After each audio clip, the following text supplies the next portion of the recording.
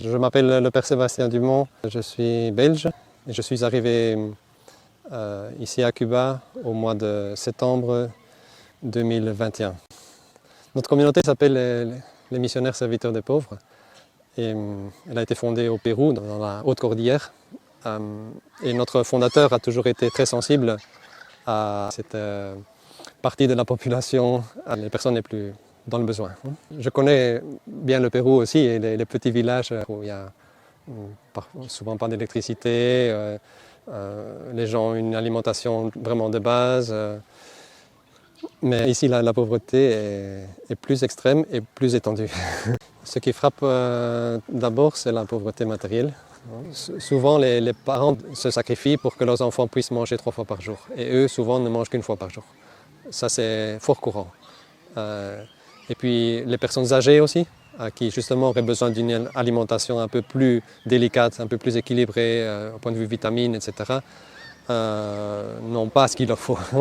Ils n'ont pas les produits laitiers, la viande, les légumes ou le poisson. Ce sont des denrées rares, on peut dire ici.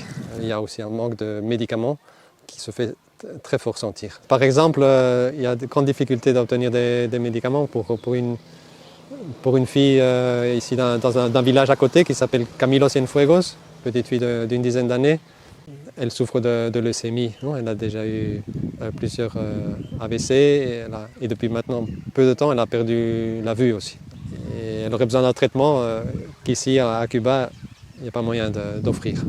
Ici, c'est exigeant d'être prêtre parce que ils voient le prêtre comme un membre de l'institution Église qui, comme tel, aurait des devoirs aussi pour aider matériellement.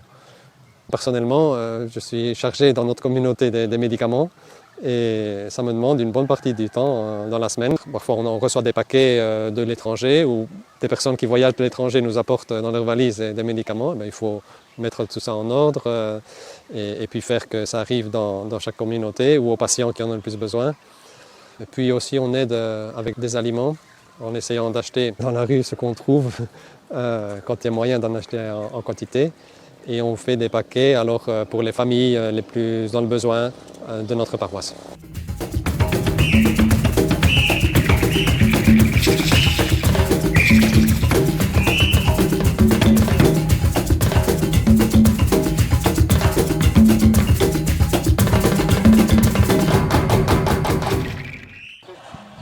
Je suis Père Giuseppe, je viens de l'Italie et de Calabria.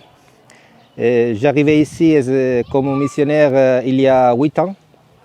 Je suis très content pour servir l'église ici, dans la diocèse de Cienfuegos. C'est l'église que je serve, l'église de la Sainte Croix. Il y a 80 000 personnes qui vivent ici, dans 80 villages plus ou moins. Et nous sommes en train de restaurer l'église. Nous avons travaillé pendant 6 ans. Nous sommes en train de terminer. Ici, c'est très difficile de trouver le matériel nécessaire pour faire ça. C'est difficile de rencontrer les professionnels. C'est pour ça que peu à peu, nous avons rencontré quelques personnes qui nous aident. Nous avons formé les personnes aussi. L'église n'avait pas la part supérieure et l'église était complètement abandonnée. Nous avons fait l'expérience de la force de la providence. Et le Seigneur, c'est plus fort que tout. Nous pouvons entrer dans l'église ici. Tout est nouvel. Ce n'est pas première qualité, mais pour Cuba, c'est un bon travail. Et vous voyez que l'église, c'est très classique. L'expérience a été une expérience de foi, pas seulement des choses pratiques. Nous avons usé les matériels, réutilisé beaucoup de matériel, et tout a venu avec la providence. Par exemple, les colonnes sont des tuyaux d'une centrale nucléaire, et Nous avons porté le matériel ici très tôt, dans le matin, pour, pour faire discrètement. Nous avons utilisé tout le matériel que nous avons à disposition. Par exemple, le bois du toit est ici. En Cuba, le bois, c'est très précieux. Nous ne sommes pas experts, mais nous cherchons la beauté et la gloire de Dieu ici aussi. Nous voulons faire une église où tout le monde peut prier et se rencontrer avec la beauté du Seigneur aussi.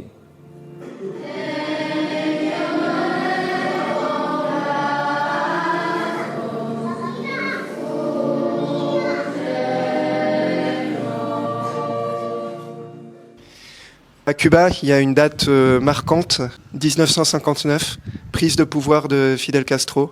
La révolution a eu une conséquence immédiate sur la situation religieuse du pays, notamment vis-à-vis de toutes les religions, mais c'était un pays essentiellement catholique. Et donc, Fidel Castro interdit assez rapidement la pratique religieuse, on peut dire ça. Oui. Pendant 40 ans, il n'avait pas la possibilité de liberté religieuse. C'était prohibé le baptême aussi. C'est pour ça qu'il y a toujours 2 ou 3 générations de Cubains qui n'ont été baptisés et ils ne savent rien de la foi. L'ignorance est très grande. Ils ne savent pas qui est Jésus-Christ et ce qu'il a fait.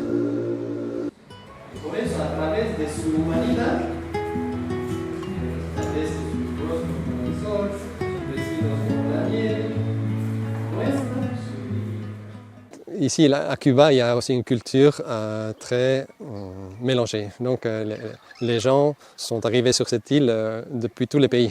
Il y a un mélange de culture et aussi de religion. On trouve toutes les religions, des religions qui viennent de l'Afrique. La Santeria, très présente à Cuba. C'est donc un mélange de croyances africaines, parfois avec des aspects chrétiens. Mais du point de vue de l'évangélisation, c'est un défi de venir ici. Mais la visite du pape Saint Jean-Paul II en 1998, ça a permis à la population d'accéder au culte avec plus de liberté.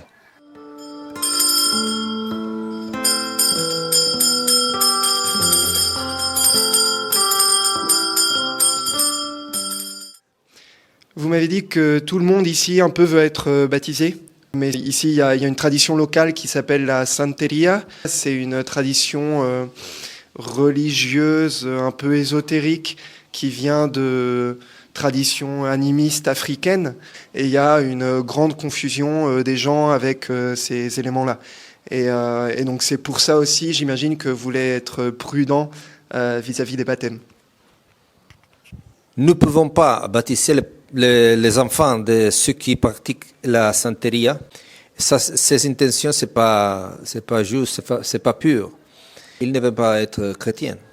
Nous devons être sûrs que la grâce de Dieu est donnée dans un milieu qui veut cultiver la grâce de Dieu. Et nous avons plus ou moins 40 catéchumènes. Le processus de catéchuménat, c'est très lent.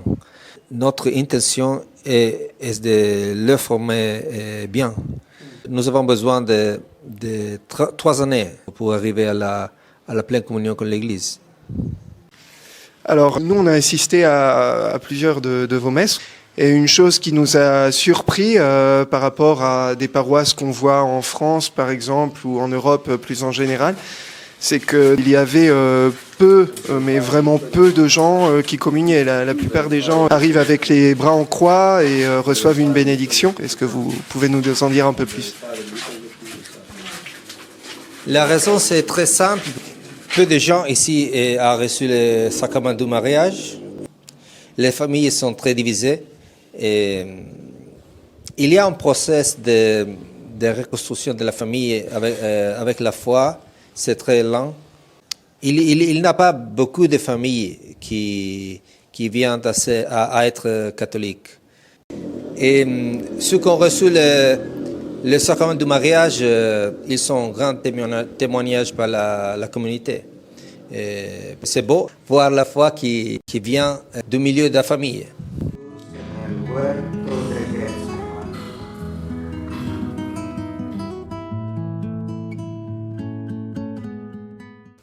Nous célébrons 10 messes dominicales réparties dans 3 prêtres. Nous avons plus ou moins 200 personnes dans l'église paroissiale.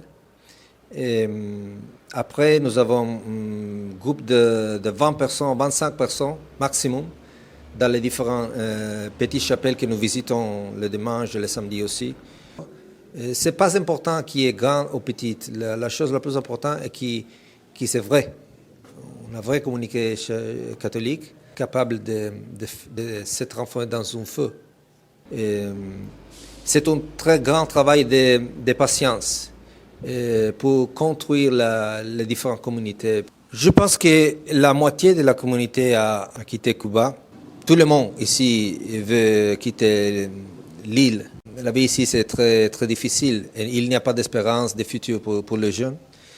Personnes qui prennent la décision de rester pour aider l'Église catholique ici. Donc nous, la situation qu'on a rencontrée sur place, pour un Européen, pour quelqu'un qui a un peu tout ce qu'il faut, c'est vrai qu'elle est saisissante. Même les ingénieurs et les médecins gagnent 12 à 15 dollars par mois parfois. Quand on voit que l'huile ici à Cuba pour les cubains coûte 3 dollars, que la douzaine d'œufs coûte 3 dollars aussi, comment font les gens pour survivre ? C'est très difficile pour eux. Avant, l'État donnait des choses à manger, la quota, rationalisait certaines choses à manger chaque mois. Mais maintenant, dans cette situation, l'État peut donner rien. Grâce à Dieu, l'agriculture ici, c'est relativement facile.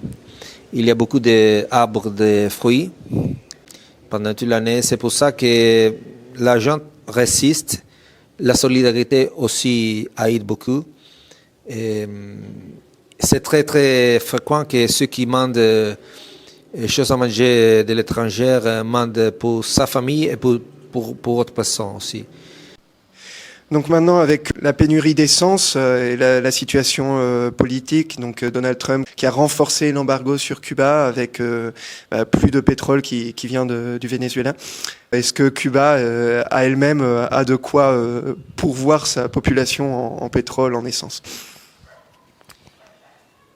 C'est une situation très difficile. C'est pour ça que tous les commerces sont fermés. Si vous voulez acheter des essences, vous devez aller à les marchés noirs.